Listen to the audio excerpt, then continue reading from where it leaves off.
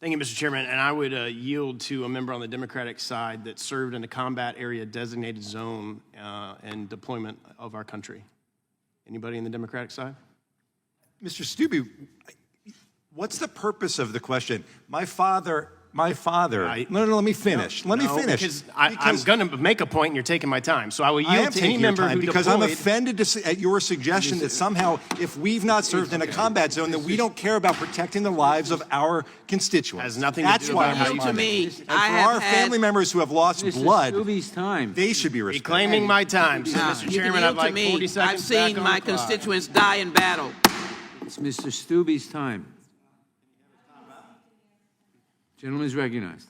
And I will ask for 40 additional seconds that I was taken. Okay, so I served in Operation Iraqi Freedom. I served in the Army, and there's a lot of talk in Washington about weapons of war. And my purpose of yielding to one of my colleagues who may have served was to ask them a specific question of what type of firearm were you issued when you were deployed.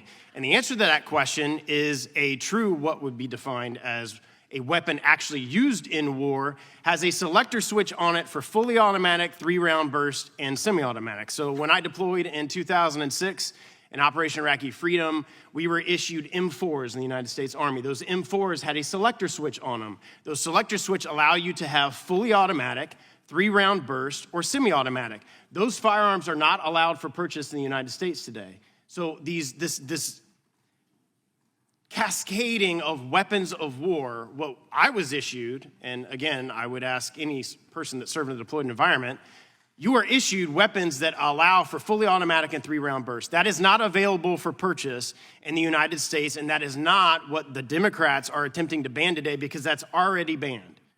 What we're talking about is a semi-automatic rifle that only is used in a semi-automatic form. So behind me is a typical AR platform weapon, and you can't see it because it's on this side, not the other side, that has a selector switch on it. That selector switch is only for fire or not fire, safe or not safe, and that is for a semi-matic operation of the weapon, which means every time I depress the trigger, a round comes out of the firearm. All right, next slide, and just move it over. This is the most popular handgun in the United States that was purchased is a Glock 19. It functions in exactly the same way as this rifle. It's a semi-automatic, just like that's a semi-automatic. The rifles not available for purchase don't have a selector switch for 3-round bursts or fully auto. This is a semi-automatic handgun. As quick as I depress the trigger of this Glock 19, a round comes out of the chamber.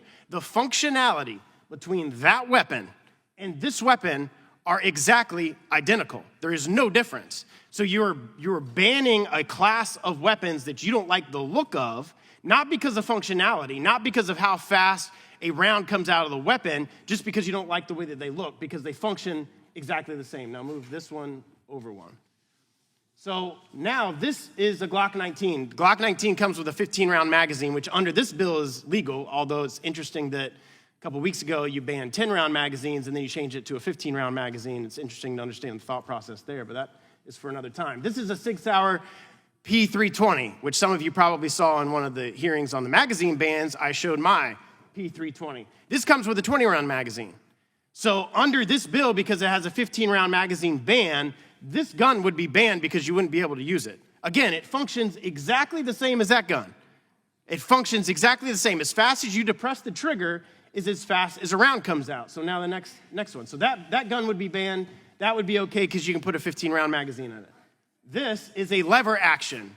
Under this bill, lever actions apparently are okay, but semi-automatic AR platform rifles are not okay. So we're going to discriminate against the type of firearms that we're going to use, despite the fact that the functionality is the same. The only difference here is after you depress the trigger and a round comes out, you have to reload using the lever action, which saves you maybe half of a second. The next one, which is also legal, is a tubular. This is a tubular 22, which, again, and Mr. Massey did a good job of highlighting how ridiculous the calibers of the bullets are. The Democratic majority is discriminating against some of the most popular weapons in the United States simply because they don't like the way they look.